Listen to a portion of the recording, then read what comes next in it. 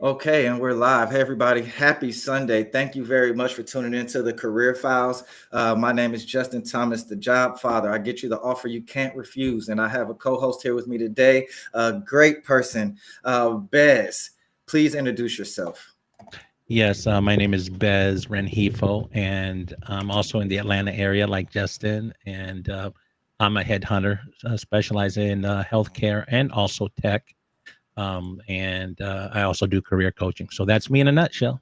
Perfect. Well, listen, Bez was here with us last week. If you guys missed it, this that was part one of how recruiters really look at your LinkedIn profile. This week we're doing part two. We had so much information to give that we had to split it up into two parts.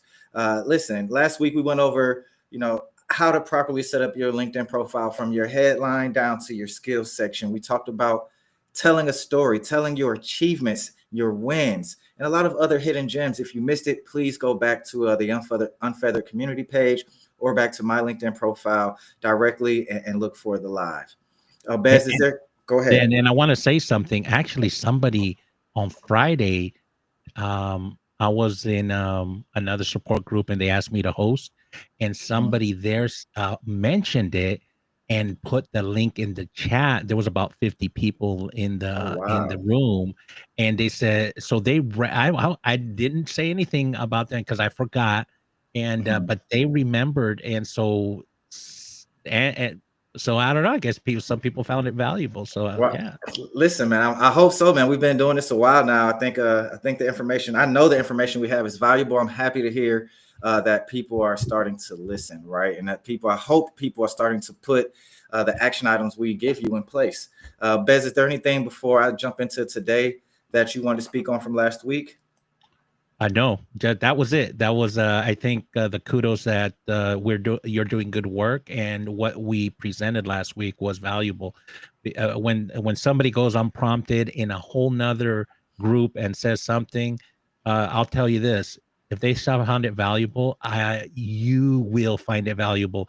And the reason what they mentioned to me is that they didn't realize what the behind the scenes look like, and it helped them to change their profile to make sure that LinkedIn is Mhm. aligned with their profile and helps bring them up higher in recruiter searches that are using LinkedIn Recruiter. So they walked away with a lot. So hey, Man, that's what that's they're amazing. saying. So I think That's it's valuable.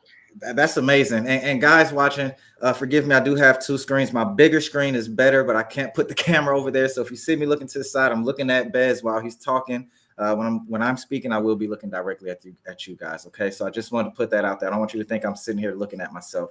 My wife told me last week it looked like I was looking at myself. So had to let you guys know. She's usually always right. I said that in public, baby. You're usually always right. So, all right. So, here's what we want to do today to start off. All right. What I want to do is share my screen. I want to talk about something that's very important that less than 5% of LinkedIn users actually know about and utilize. And that's the analytics section on your profile. So we spoke about, and we're going to continue to speak about how to optimize your profile on LinkedIn, specifically when you're job seeking. This is not for entrepreneurs. This is not for professionals who are just looking to network. This is specifically for job seekers for this portion of the analytics that I'm going to or that we're going to discuss today. All right. So give me a second to share my screen here. Now, I will tell you this, that even though we're focused on the career person, Mhm. that a lot of what we cover actually can help, especially if you look at analytics per se as just vanilla, Mhm. and it can actually give you some insights into a lot of things. Okay. Um, Perfect. but Listen, that's why we have but you here. yeah, but I know our focus is, but if I were in here on this live stream, I wouldn't stop watching it. I would say, let's see how, from a career perspective, it could apply to an entrepreneur. So Perfect. yeah. Well put. Thank you, Bez. Thank you. Well put. With that being said, what you would want to do is go to your profile. Now, nobody else can see this. This is only you are the only person that can see this. Okay, with your profile, you come to your profile, and it's right above the about section, in between, your title, your name, headline, and banner. Analytics.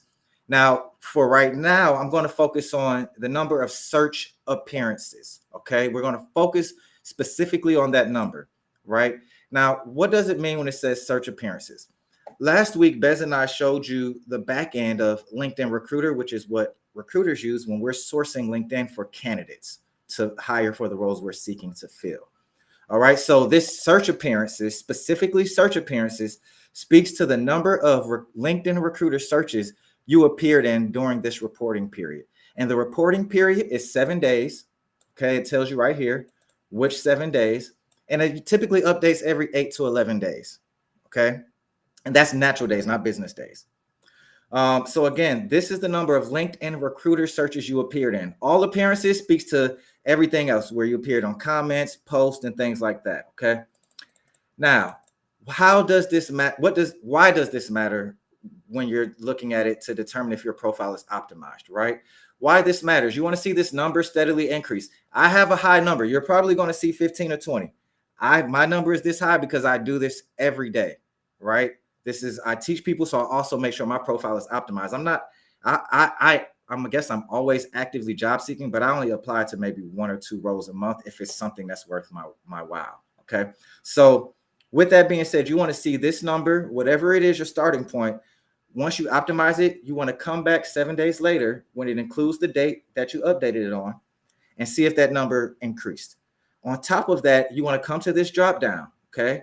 Now, some profiles have the drop down here, and some of them you have to scroll down and you will see a box that says search. It'll say search details. Okay. But you will see a drop down box. If it's not at the top, you have to scroll down a little bit. Okay. Now, you want to hit this drop down box and select the last option, which is job titles you were found for. Now, like I said earlier, only about 5% of LinkedIn users knows this exists. My contact who works internally for LinkedIn let me know because of that. They have first years and they have interns that work on this dashboard. So sometimes when you click this option, it may be empty. That's not your fault. Don't go crazy. Unfortunately, you just got to wait another 7 days. Okay. One more thing. This number will always say 0%. It just doesn't update. I guess they're still trying to figure that out. Now, why is it important to see what job titles you were found for? This shows you when you came up in these LinkedIn recruiter searches, what titles you were coming up for when the recruiter was searching. So how is your profile optimized? For me, the roles I am seeking to land are director of recruiting and recruiting roles. So those are the 2 top roles listed, and I have a high number of search appearances. So that means my profile is optimized for me to show up in recruiter searches for the roles that I'm targeting. Okay. You will always have some random roles just because keyword skills or places that you may have worked in the past, but you want to at least see 1 or 2 of the titles that you're targeting. Once you see the titles that you're targeting and these numbers steadily increasing, sometimes they may go all the way down. It doesn't mean anything wrong. Sometimes those roles just weren't hot that week and recruiters were not sourcing. But once you see the titles and the numbers align, you know your profile is optimized now, or at least optimized for the search. Once these 2 things align, if you're not getting any messages from recruiters, then that means you have the right keywords, but you're not presenting the information the proper way. And I'll stop right there. I'll pause right there. Bez, is there anything that you wanted to add to that? I was muted. No, you covered it all. I want to keep it focused on what you're doing and that's extremely good advice, folks. All Keep right. on going. Keep on going. All righty. And then, so what other information is here? Okay, where you appeared. That just shows you where you appeared in terms of all appearances. Okay, and I'll leave that for Bez if he wants to come back through some more of the analytics. I'll stick to what I was talking about job seeking wise. You can also see who viewed your profile. If you have premium, you have it. If you don't, you don't. Honestly, I don't think premium is really worth it for a job seeker, to be 100% honest. That's my opinion. I would be happy to hear Bez's. I just recently got LinkedIn Premium because I'm using LinkedIn Recruiter, but I built my profile on the free version, 18,000 connections and followers on the free version. So yeah, I mean, I think most people, what happens is they don't even know what they can do with the free version, so they go buy the paid version thinking that's going to help them, and it will, but then they don't even know how to use the paid version feature. So depending on what you're trying to do, I think learn what you have, and then from there grow into the next stage. That would be my 2 cents, because there's no need to spend extra money and you're not even using the feature. I agree 100%. And if you now, when it every couple of months, it gives you the option to try for free, go ahead, take advantage of the free trial. Just make sure the next day you go ahead and cancel the subscription. So 30 days later, you're not hit with the $49.99 charge to your card. Okay. I've been a victim of that too many times. So I'll make sure I tell everybody else. Okay. Also on this drop down, top companies your searchers work at. So that can show you which company. It shows you the top companies. Again, we have no control on which companies it shows. But say you see a company you're interested in working at, you can go to the company page and view the jobs. If it has a job that matches your background, go ahead and apply if you haven't. And then job titles of your searchers. This just shows you the titles of the people. But again, this includes all appearances. The only thing that deals specifically with your hiring or your job search, your search appearances and job titles you were found for. So I'll land my plane there. Are there any other analytics you wanted me to go through while we're talking about analytics, Bez? No, I'm good. You're doing a great job of covering it. Yeah, just keep on going. All right. Well, then since we're on analytics, before we go forward, let's talk about, I guess, the post analytics. All right. Those are also helpful as well.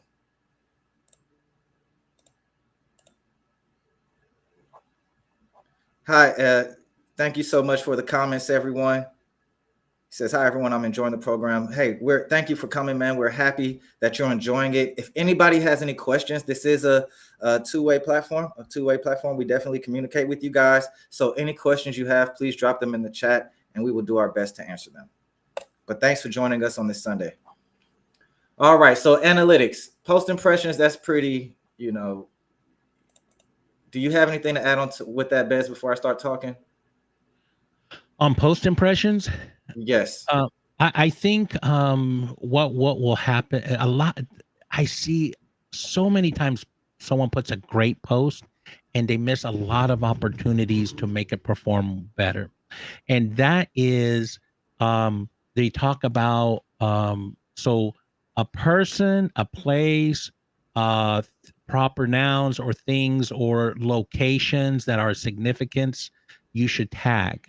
Because so I had so quick story, I had this guy that just finished his master's in computer science there in Southern California. He was sort of hitting me up and asking for advice, and I was like, okay, let's get on a call. And he did like 3 times in succession, but every time I gave him a tip, he'd actually make the change. Then we were hanging out in the 10-week career sprint, and he was under pressure because he had like 60 or 90 days to get a job, or he had to go back home to his country because he was on a student visa. And what happened, Justin, is he followed every time I said something. So we talked about how to post correctly. So he went to Irvine, California, which was near his university, and he went to, I think he was either Google or YouTube campus. He had 1,400 connections. What happened is he took some pictures of the people that helped him give the tour and all that good stuff, and he had like a selfie with the campus of either Google or YouTube in the background, and he wrote 2 small paragraphs thanking the people, and he tagged them. He also tagged you, I believe it was YouTube. He tagged them, and then he, he did, like I said, it was a very optimal and a great post, and he took everything that LinkedIn gives you, and he took advantage of everything. He woke up the next morning, and his post had gone sort of mini viral. YouTube replied to his post and said, thank you for the shout out or something like this. So like just a simple thank you. Well, he got 5,400 impressions. Like that's 5x what his connections were. And so, of course, YouTube has millions of people on their LinkedIn page, But he got some love out of that because Yeah. YouTube responded. When you get Wow. a page to respond to you, it amplifies to their network. So I see a lot of people not tag people. They're talking about a book, they're talking about an author, they're talking about, somewhere and something. And it's an appropriate tag, right? Mhm. But anyways, I just want to share that. I think people miss opportunities and they spend a lot of time on a post and they miss the opportunities. I Back agree to you. 100%. No, I agree. I think we should talk about that for a minute here because, as somebody, even on my side as the job father, I struggle with some of that as well, right? Having the content, you can be consistent and still sometimes the analytics show you guys saw the screen, it was going down, right? I've been posting consistently, but the impressions are going down, right? So it's just like Bez said, you start to tag people, you start to tag these companies, and that'll kind of put you in front of more people so that those impressions will go up. Why does that matter if you're a job seeker? Uh, because your brand matters. Your personal brand matters. Go ahead, Bez. No, it increases your visibility. Like Yeah. if somebody has 1,400 connections, typically, here's the significance of this: Okay. LinkedIn or most social media platforms will push out your post 1 to 2% of your of your network. So Oh, let's say you have 1,000 people connected to you. What's 1 or 2%? That's like 10 or 20 people only, right? And so imagine if you gave some love and you got some love back, right? And now you're 5xing your own network. That gives you visibility into other networks. And there's study after study out there that says, especially in the job search, that most people, 54% get their jobs because of a weak tie. So we're talking of a friend of a friend. So now your second level connection and higher. yeah, Those are where you're going to get your the big bang for your buck. So if you can gain visibility, because brand, Justin said your brand is important, absolutely, but you also get visibility into new networks, which you never had access to, and now yeah, there's new jobs, new innovation, new opportunities, new yeah. people, and that's a good thing. Agreed. And let me give you guys a real time visualization of what Bez is speaking about. So I'm in analytics, right? And I went to my post analytics, right? For the past 7 days impressions. The highest impressions I have is with something that is included with two other people, that is Bez and Netta, right? Because of the visibility, right? I was tagged. I tagged two other people who also have their own networks, and now that impression level is at 2020, right? Compared to when I post on my own, right? So that's a significant what, almost three times, four times. Yep, four times. That's huge. So that is the importance of the advice that Jim that Bez just dropped. Make sure you're utilizing your content. If you're including other people in your content, make sure you tag them. If you're talking about a company, tag that company. They have people who sit in a social media seat who their job is to engage, because guess what? They're paid to do exactly what you're trying to do for yourself. So, help them help you. 100%. See, I think what's frustrating for me is I get people and I get on a Zoom call and do stuff for free and help them out for about 30 minutes and then they'll want to hit me up again. Say, yeah, let's hop on. And they haven't made one change I recommended. And then there's this young kid who comes out of with a master's. He's got pressure to either get someone to not only give him a job, but sponsor his visa.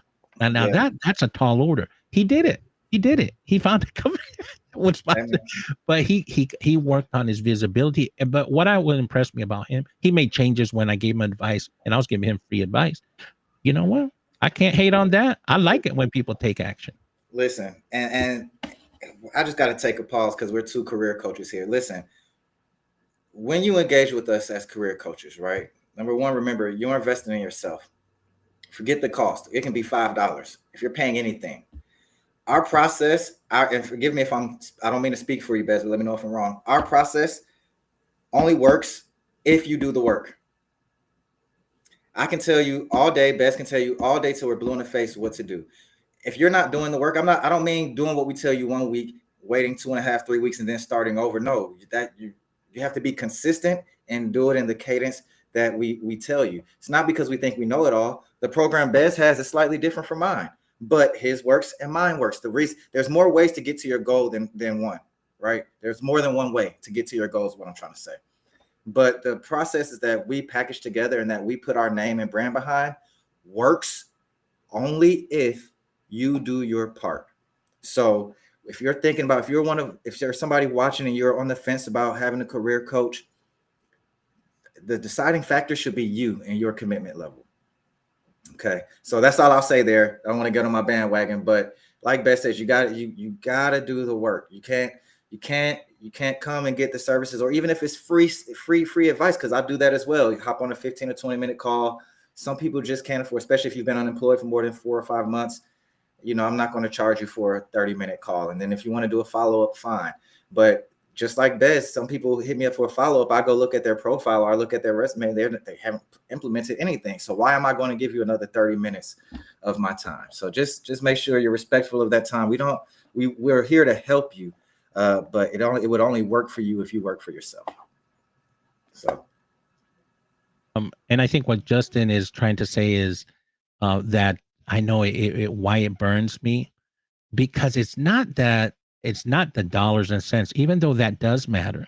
It's the transformation. We want you to get a job, and so it does no good if we give you advice and then, you can't sing our praises, right? Because if we're giving you advice, we want you to take action, then go right, give us some social currency and give us a little love out there and say, hey, what Justin or Beth said worked. And, thank you.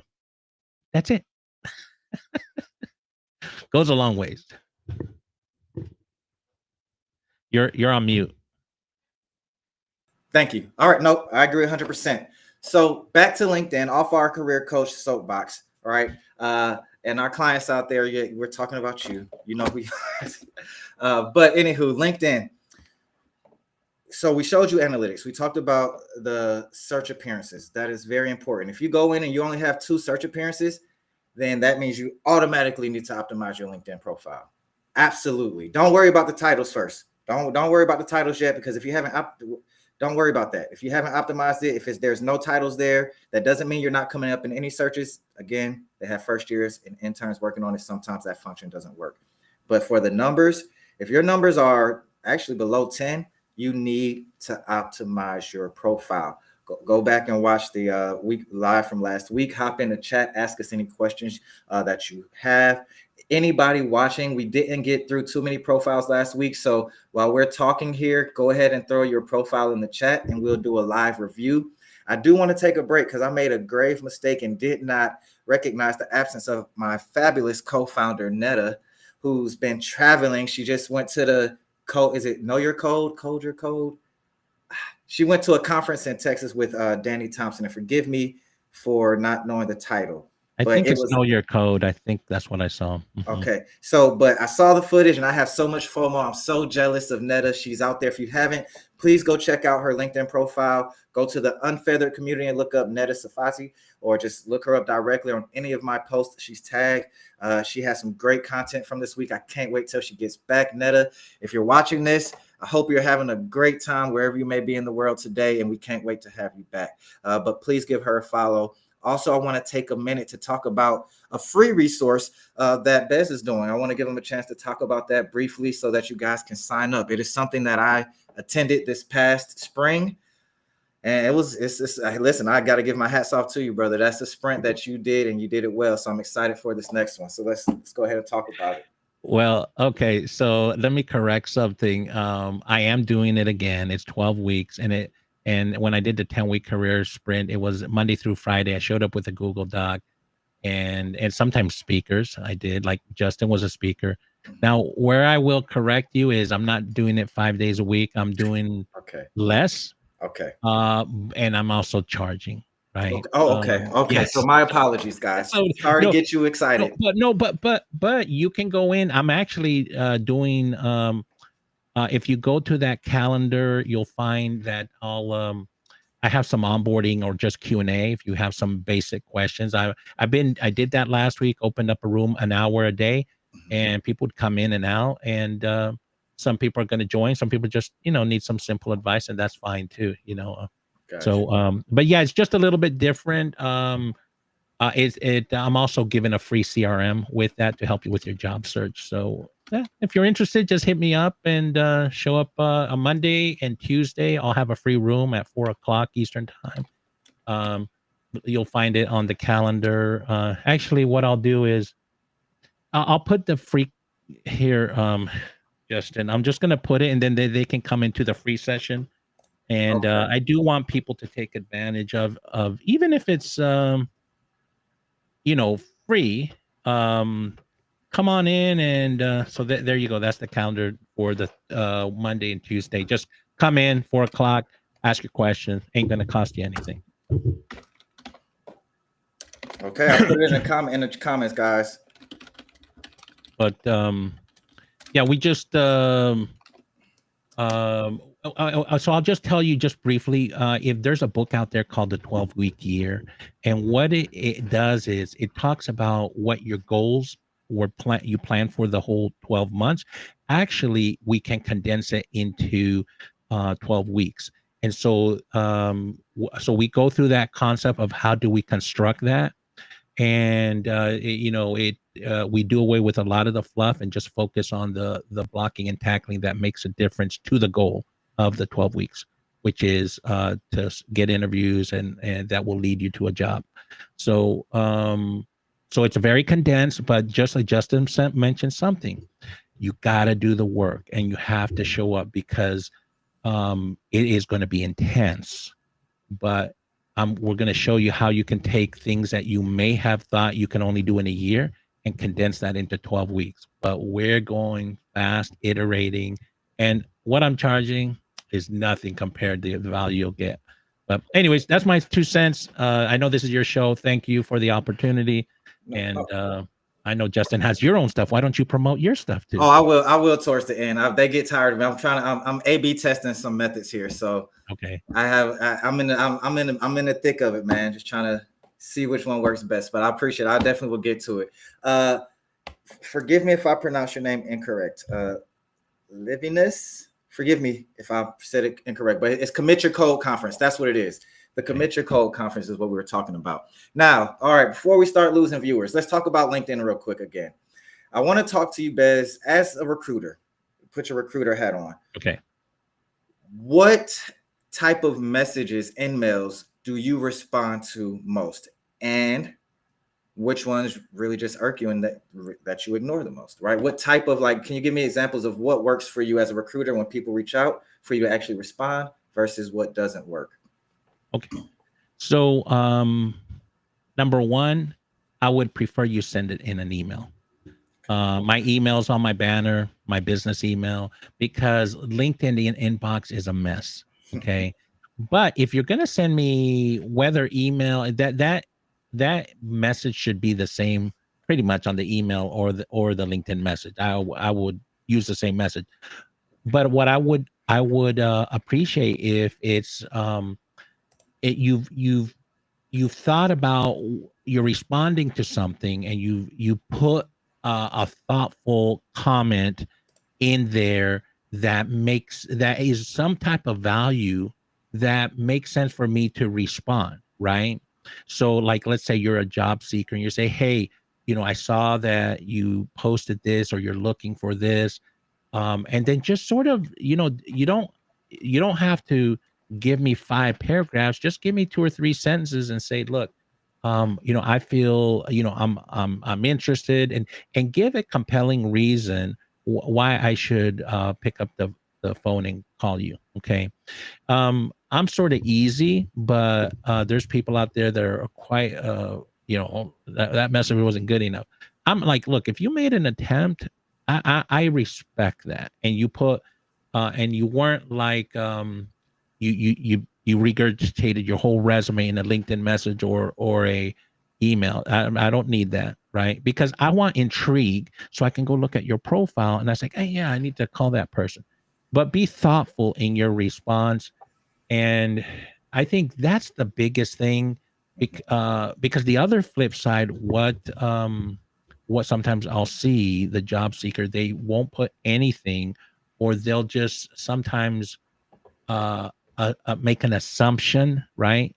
And I don't like it when people make assumptions. And again, I'm very What do you forgiving. mean by assumptions? I need to can you break that? What do you mean by assumptions? Okay. What does that mean? So one would be that that I'm gonna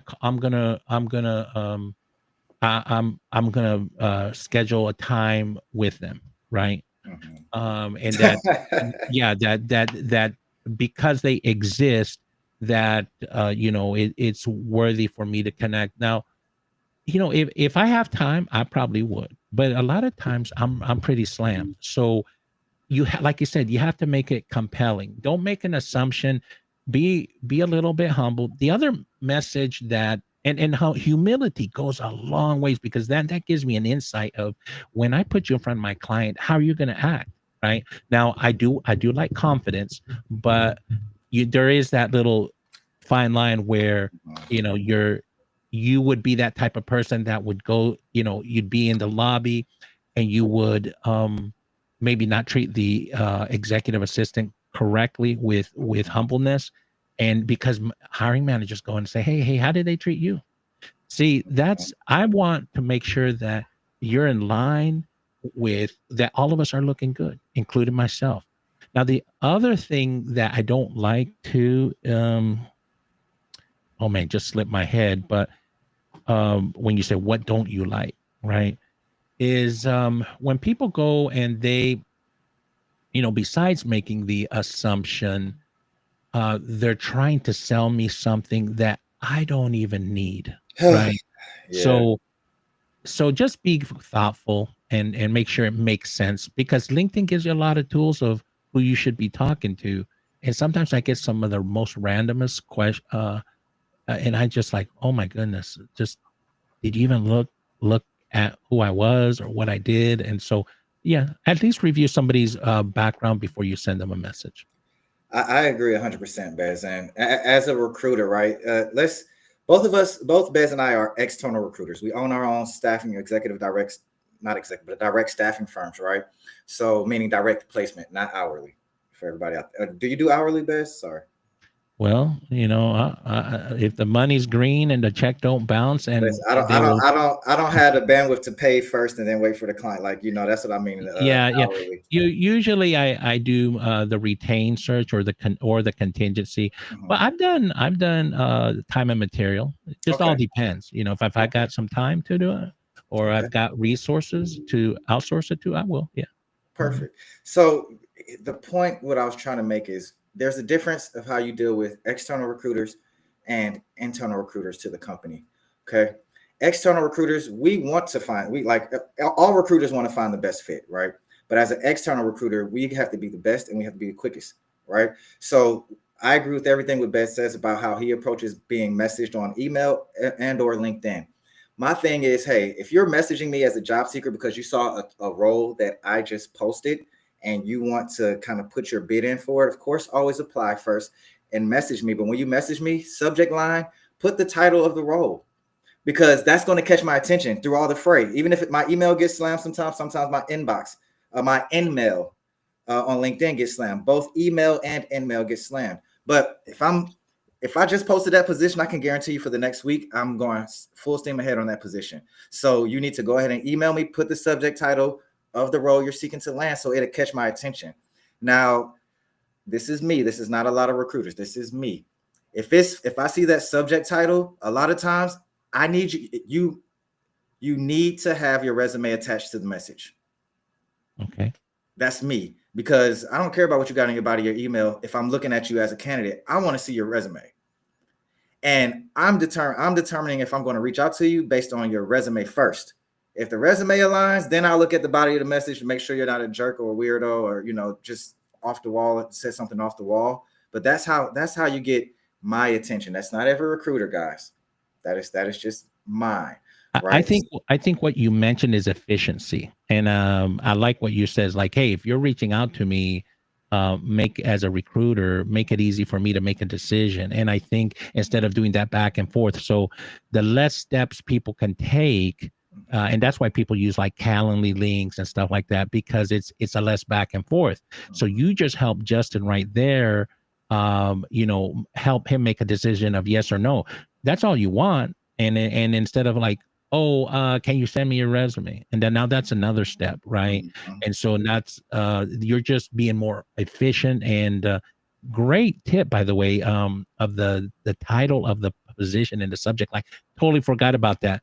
But see, that's why we got two people here in the seat. Exactly, different points of view, but it just helps me tremendously. I'm talking about if you're reaching out to me for a job, you saw me post.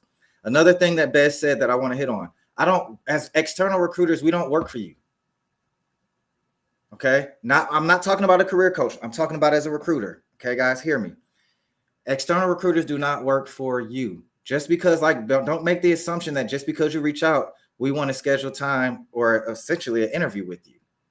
Okay. Now, when you're messaging these recruiters, or when you message me specifically and a couple of other recruiters I know in my network, if you have your resume attached, you have to be prepared that you weren't the right fit.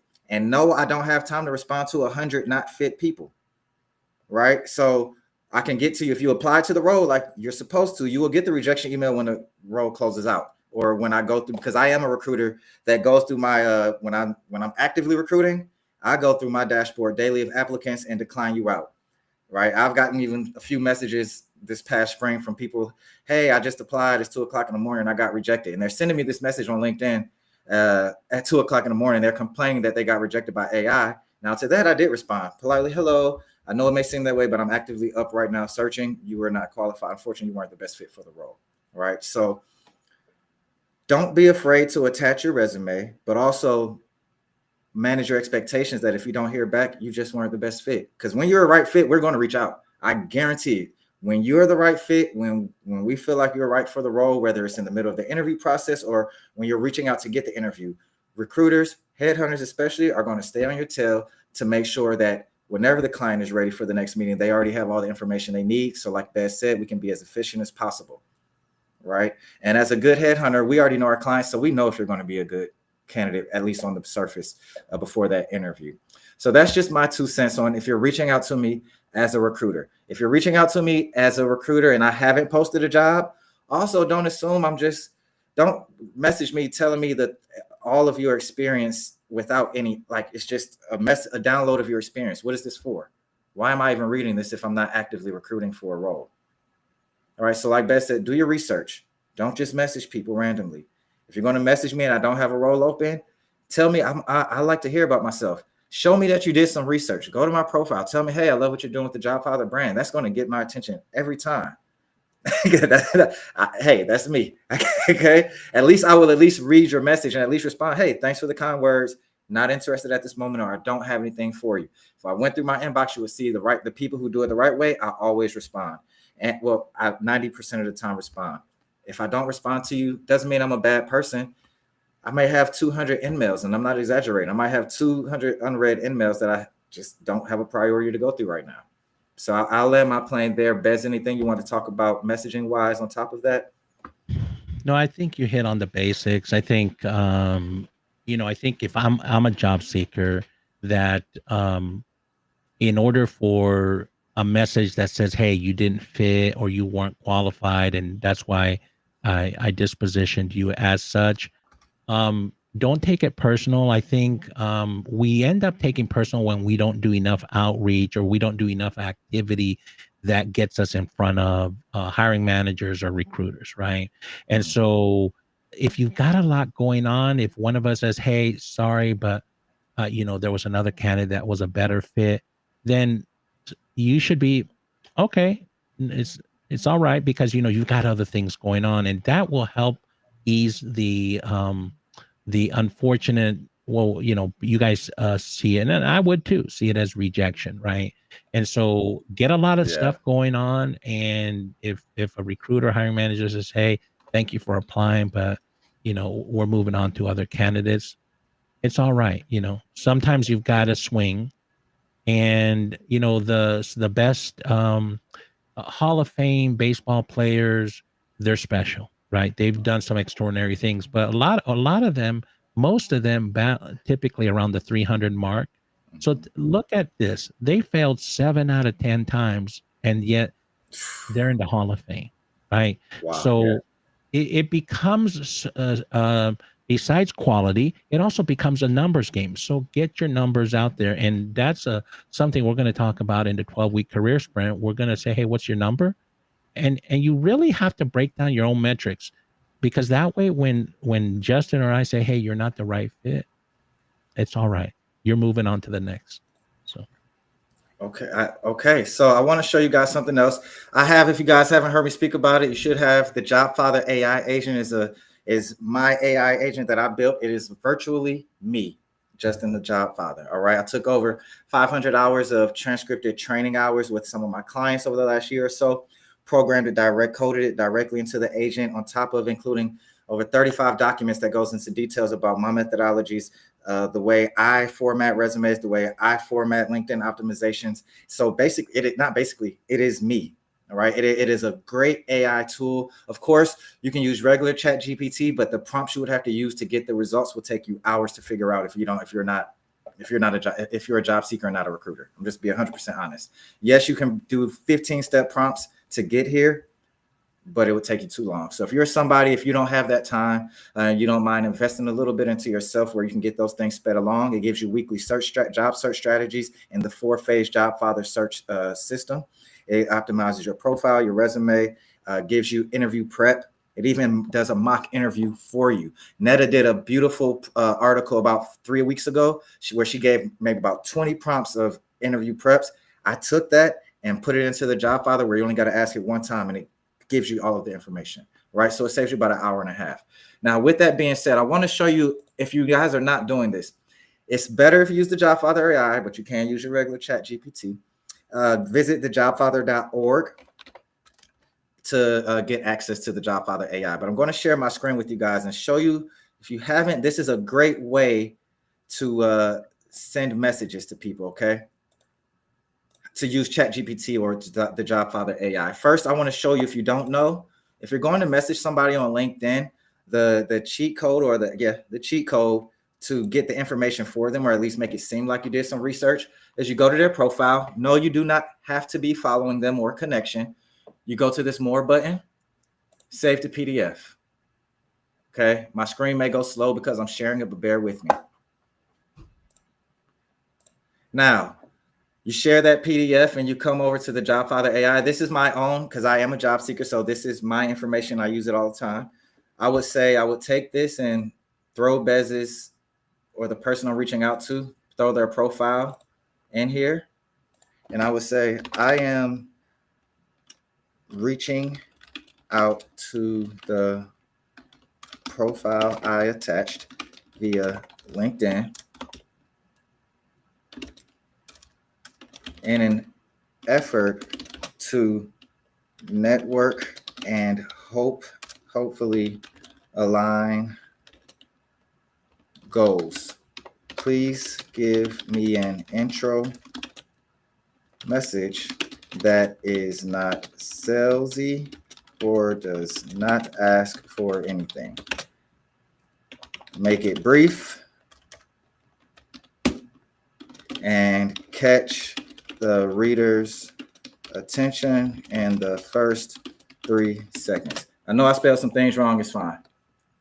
All right. So you prompt it for what you want. If you're reaching out for a recruiter, you go ahead and you put the profile of the person you're going to reach out to, and then you prompt it to say, hey, I'm reaching out. I'm doing a cold reach out to this recruiter. And then you also either attach or copy and paste the job description. You can do that as well. But for time purposes, I'm going to hit enter. And this is as me reaching out to Bez if I didn't know him. It's going to go a little slow, so give it a second. yeah, no, this is great advice. And by the way, I will tell you, because you have so much information, the outreach you do today is not cold. It is actually a warm outreach, because there's so much what we call data enrichment, right? And so you usually know their LinkedIn profile, like Justin said. You just dropped it in. This is the day of where you make actual cold calls is really a thing of the past, right? I never You've thought got about it like that, Bess. I That's well, me neither. And this was probably in the last 2 or 3 years. I went into a in Clubhouse they had a big biller room, and mhm. there's like these sales pros, right? Because I used to build sales teams, Okay. and I do that. And one of the things they said is I got up there and was talking with him, and they changed my mindset around outreach. They said it is no longer a cold outreach. Usually you are calling them because it makes sense for you to call them. That's not cold, that's warm. I'm like, Wow. yeah, I'm not calling from the yellow pages anymore. And I remember I used to do that. True. All right, guys, 1 second because I was sharing the screen. There we go. Give it a couple of seconds. It's slowly coming up here. But no, great points. And when I show you the results, I had to stop sharing so to move a little up. There we go. 1 second. Here you go. And yes, this is the JobFather AI. It is an agent built on top of Open. It is an agent built on top of Open AI. All right. So here's a strong LinkedIn intro message, right? Hi, Bez. I came across your profile and was immediately impressed by the breadth of your TA leadership, especially your work scale and talent functions across healthcare, tech, and government.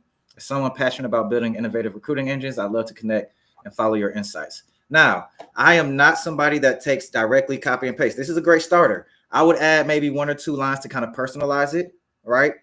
But this is a great start. I'm getting his attention because look, I'm telling him what I was impressed by, right? It shows that at least I went to his profile and noticed what he did.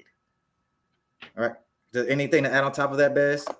No, you hit it dead on. One of the things I said, hey, make it look like you did your research and you at least visited my profile. So you're doing exactly that.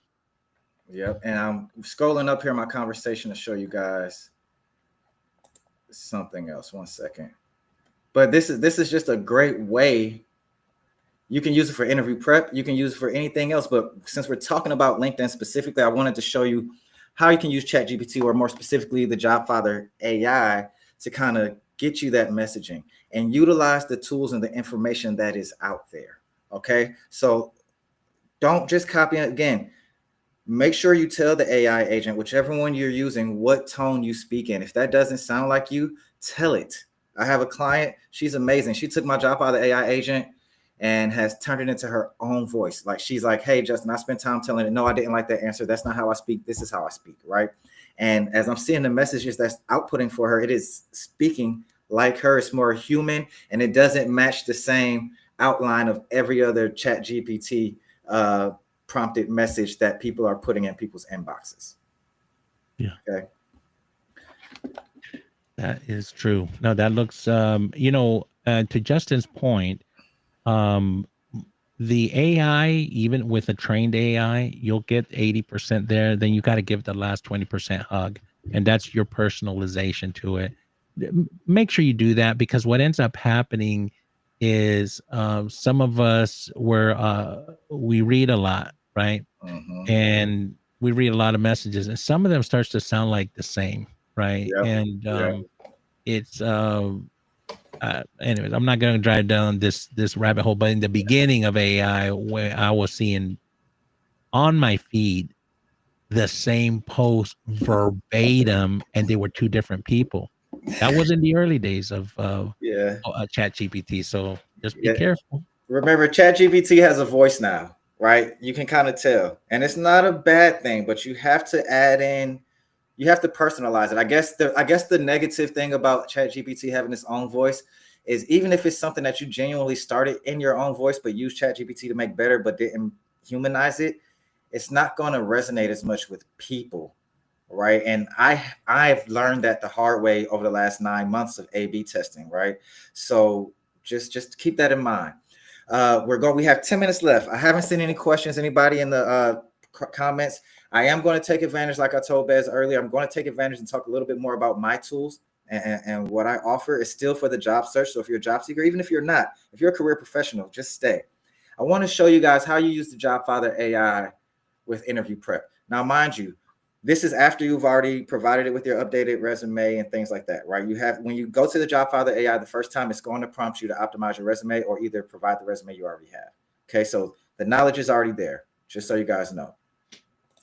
So say you have an interview, right? What I'm doing is I just came here and I said, hey, can you guys see that screen? Let me make it bigger. Yeah, we can see it. All right. So what I said was, hey, please help me with interview prep. It already asked you, okay, which round of interview is it? Right? To like recruiter, hiring manager, peer, panel, final, etc. Then you're going to paste or upload the job description. Okay. And that's what it's going to do. And the third thing, I just updated this. The third thing it prompts you to do now is it'll say, do you have the PDF profile of the person interviewing you? Okay. So, and that was so in your response, once you give it that information, it tells you to give you an answer to tell me about yourself, an answer to walk me through your resume, likely questions and tailored answers recruiters will ask, and it gives it to you in smart format, right? In different formats, a gap analysis, and a closing statement. Now, I did this maybe a month ago. I've updated JobFather AI maybe last week, so it has two other things. That gap analysis, whatever gaps it gives you, it automatically gives you answers and ways to rebut that. And it also gives you the option to do a mock interview. All right. I can't show you the other windows because that's client information. So I'd rather just show you this outdated, trust my word. So, right, I gave it all the information. This is the first round recruiter phone screen, and here's the job description. All right. So it spits out, I'm going to skip by this. It spits out all the things I told you. Okay. But what I did was I said, hey, please update based on the profile of the woman interviewing me. And I uploaded my interviewer's profile. All right. So listen, she'll evaluate you likely like an executive recruiter focused on leadership, gravitas, etc. She's used to interviewing senior level candidates for C-suite roles, so she'll expect sharp, concise answers, and she'll test whether you can partner effectively with the CRO, CMO. Okay. Now, this is pulled from her LinkedIn profile, and I can tell you this is a psychological profile that's included in your interview prep. 95% of the time, this has been correct. I've already conducted this interview. This was exactly how she was. Okay. Now it tells you an answer. Tell me about yourself. It gives it to you in the JobFather format, which is tell me exactly who you are professionally, how many years of experience you have, and what, excuse me, I'm having a brain fart, and what industries you support, followed by a highlight reel, and then a why this opportunity looks good to you. And what it does is it takes that job description that you provided and it takes your resume and speaks directly to what that job description calls for so that you're a perfect alignment. All right. It goes through, it tells you more answers and so forth and so forth. It gives you a gap analysis in chart format, and then it gives you the option to do interview prep. Okay. And that's just some of the information. All right. And then it gives it to you behavioral questions in the star format, and it matches it gives you, here's the deal. My clients tell me it puts your experience in words that you probably would not have thought to put it in to align with the role that you're seeking. Okay. So just want to share that briefly with you guys. I will put the website in the chat here and on the screen, www.thejobfather.org. And you guys don't know how long it took me to get that domain. And I'm not letting it go. Bez, what you have any questions, any critiques that I can make better on that? Oh, you're muted. You're muted. I do have a comment, and that's at the top of your process. And actually, I actually spoke with Ned about her article. I go, hey, I really like the article, but there's an assumption you're making that could change the trajectory of your whole process. Okay. And that is you're assuming that the job description is accurate. Now, I'll play devil's advocate on process that's a great point. Because I play devil advocate on my own stuff. I go, what would be true for this statement to be true? And I sort of walk that with Ned. Then I go, what would make it false? And then like, and I say this because I've sat in both chairs, right? And I've dealt with, and Justin deals with hiring managers, and sometimes they give us a job description, and by the time we're presenting people, it's changed or their needs have changed, and that can be, we don't live in a perfect world, it can be a little bit frustrating. They go, hey, we present them. Let's say we're external recruiter, we present 3 candidates, and in our head we have the ones we think are perfect, and then they choose my number third candidate, and that's who they want to interview, right? And I asked them why, and I was like, well, I know I got this job description HR made me fill out, but I've got in my team 3 or 4 other people, and these fingers represents their strength. So that third candidate you presented, I think is going to come and augment my gaps. Mm-hmm. And I'm like, oh my goodness, I'm out there. That's the most annoying part of being a yeah. recruiter. Yeah. So, anyways, I'm just saying, just take everything, because I use AI a lot myself, Mm-hmm. but just know, because as a job seeker, one of what can be frustrating, if, believe me, you're going in for a meeting or an interview with a certain expectation, and then you're in there and you're like, they're totally focusing on something else. So just know that interviews aren't perfect, right? But what Justin's giving you is information to prep you, and that's all you can do. Now, just like when you take a test, you can't really get caught up in saying, where you're trying to study too much to ace the test. Remember, you're not trying to ace a test. You're trying to get the job, right? And so you Yes. don't have to be perfect. You have to be good enough to get through the first round. And then once after the first interview, that's when you really got to nail those interviews, because a lot of people think the opposite. That by the time they're going their second interview, they're putting their feet up on their desk like, that is the whoa, no. This is where it counts, because now it Exactly. gets competitive. Exactly. And thank you I agree that you brought up a great point. I know we're running out if you have a little bit of time to go a little bit over, we will, because Yeah. I want to talk about that point. I think this is going to be good for the viewers. So first, before it leaves my mind, any job interview prep, like Beth said, I tell my clients, don't overread it. The answers that AI gives you, it is not meant for you to regurgitate word for word, because that's not how you talk. The whole purpose of the interview prep and the answers it gives you is so that you can understand and visualize how your experience matches up to that job. Now, it's a prep tool. All we can do is prep for the information we have.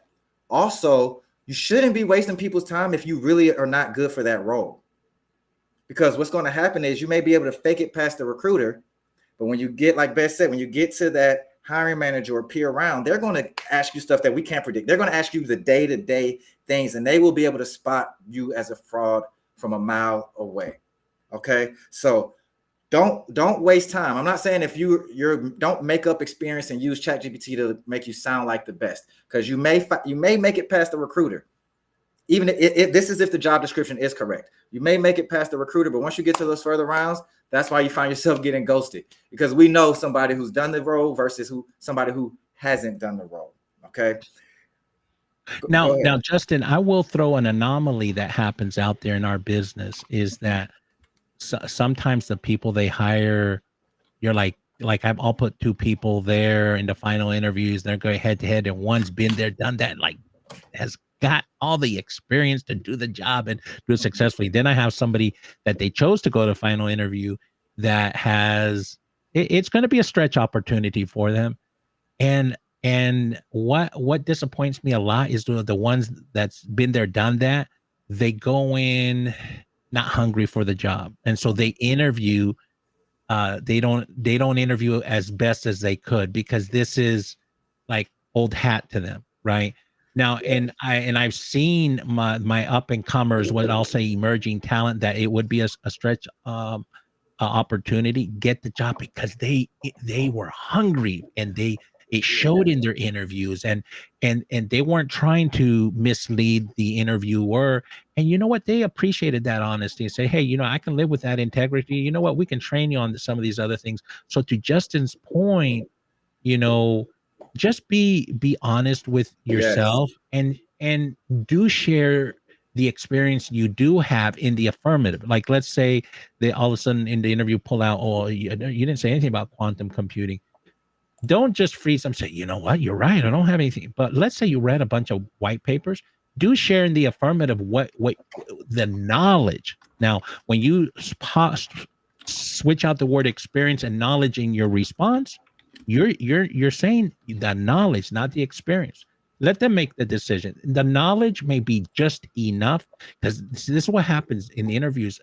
Sometimes curveballs get thrown in our way, and we don't expect them. And us that we're trying to prepare you for the interview, we're like, wow, where'd that come from? But Yep. it's just so imperfect interviews, and we want you to succeed. Believe me. The key thing that Beth said there is be truthful.